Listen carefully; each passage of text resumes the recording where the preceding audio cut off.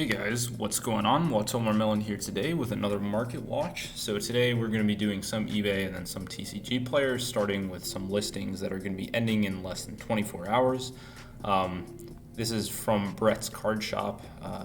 He has a YouTube channel, I'm forgetting what it's called, where he shows off some of his graded card returns. But the big thing is there isn't a whole lot of heat in this auction block, although as you can see there are 221 things on auction, so there's an absolute ton of it. A couple of cool stuff, like you've got an Unlim, OG Print, Dark Crisis, Skull, Archfiend of Lightning. There is cool stuff throughout, but most of what I'm seeing here is stuff that I would, potentially crack if I was interested in it, where you're just guaranteeing yourself something that's actually, near mint or, in that near mint category for your binder. I think a lot of this stuff is not really worth probably the price of grading unless this was like a value sub. But you can see some cool stuff. There's some cool ultimate rares scattered throughout. Here's a first edition Extreme Victory Lifestream Dragon in PSA 10, which is not bad. You just have a ton of like random stuff. Here's an Unlim PSA 7 Thunder Giant. But a lot of this stuff is stuff that I would, watch out for because it's not trash. It's just, it's not great stuff either. A PSA 7.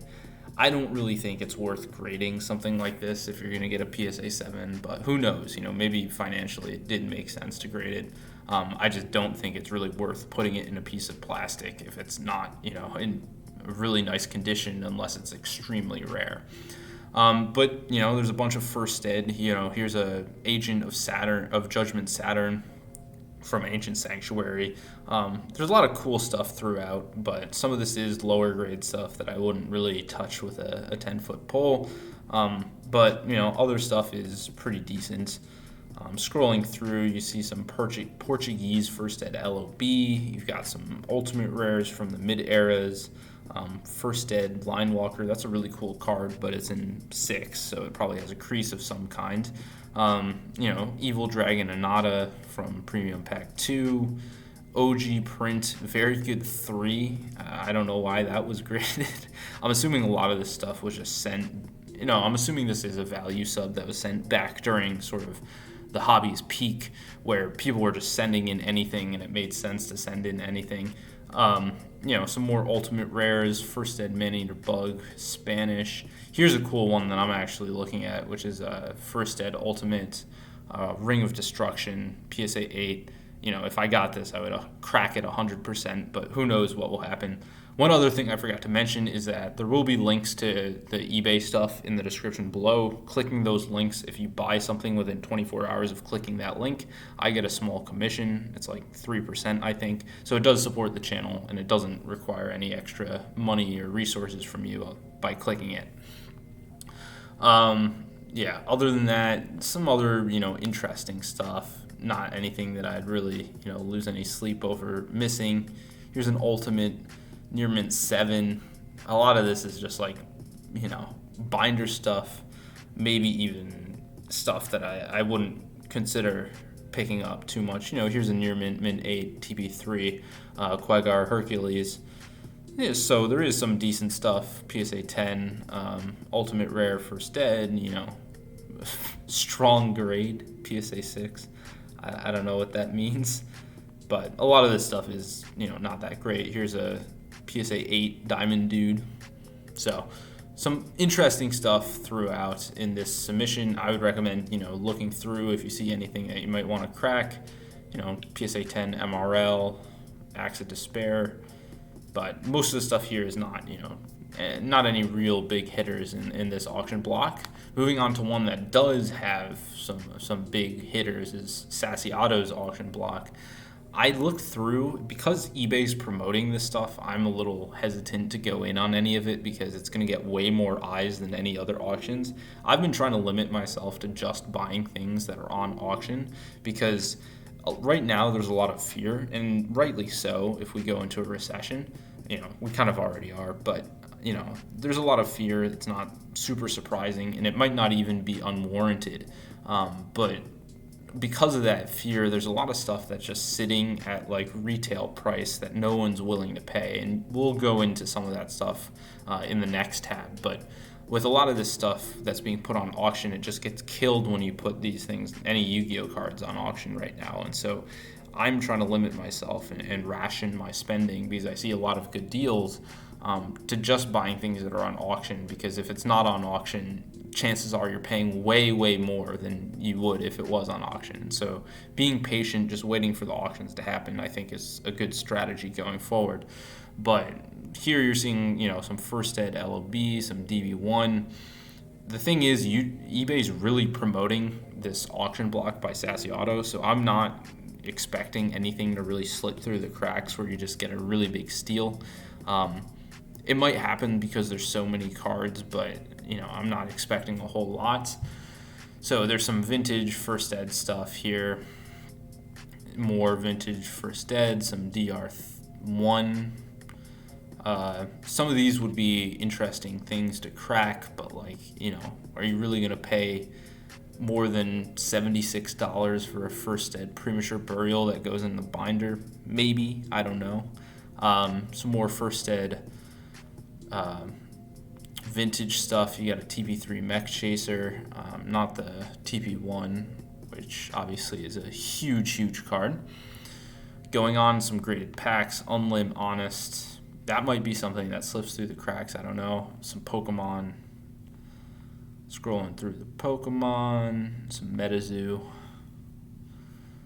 Scrolling through more, back to some Yu-Gi-Oh! We've got some First Ed LOB stuff, First Ed MRD. Nothing too crazy. A lot of these are 9s, some of them are 10s. Here's a First Ed Ancient Sanctuary Enemy Controller. This is the sort of stuff, like the crackable near mint stuff, First Ed Vintage, where some of these 8s, I could see them going for $30 and it being a really nice card to have in your binder. But nowadays, I think, I covered End of Anubis at some point on one of these market watches, and it wasn't even a very expensive card at all. So I think you could get a cheaper binder copy on TCG Player, and you wouldn't even have to go through the process of cracking. Legendary Magician of Dark, really cool card. Some more just vintage DB1, some Ultimate Rares, First Ed LOD. Nothing too crazy there. Going on, some Korean stuff. Here's a big one, First Ed Ultra Rare from MRL, Mystical Space Typhoon. I don't think that's going to get overlooked. It's already at 330, which I don't know what that will end at, but best of luck to whoever bids on that.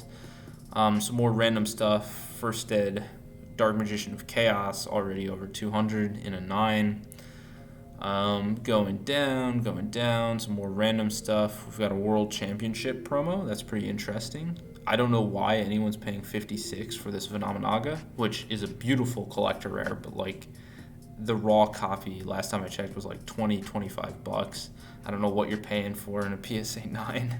That's a modern card. Here's a collector's rare, already over 100.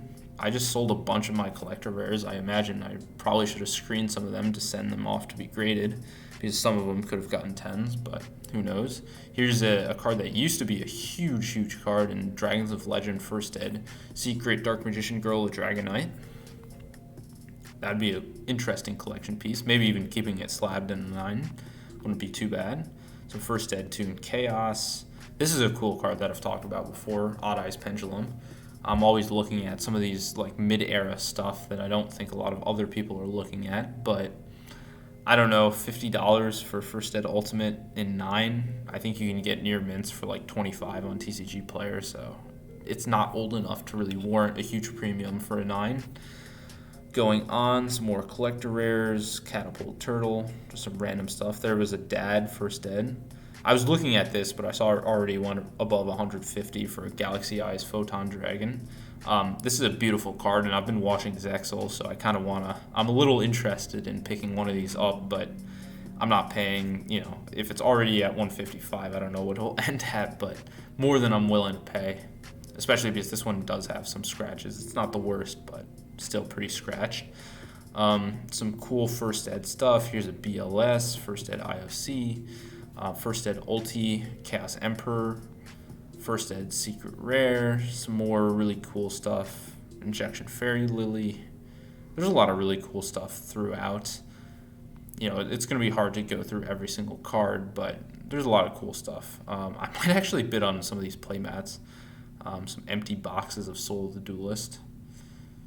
Going on, more just interesting stuff. Some boxes.